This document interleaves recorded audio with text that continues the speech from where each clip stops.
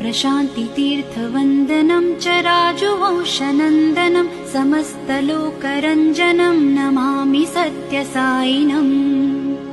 मुखारविन्दसुन्दरं सुशोभिकौशिकाम्बरं पदाब्जचारुसञ्चरं Namami सत्यसायिनम्।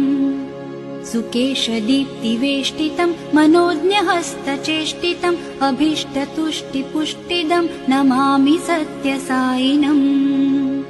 चमत्कृतिप्रकाशकं पदागतार्तरक्षकं क्षणाद्विभूतिसर्जनं Namami सत्यसायिनम्।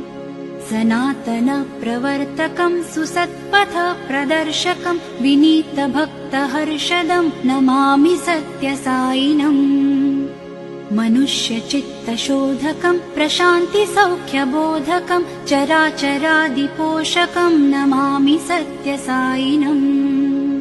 भवाब्धिभीतिनाशकं त्रिलोकशस्तनायकम् अलभ्यमुक्तिदायकं Namami सत्यसायिनम्।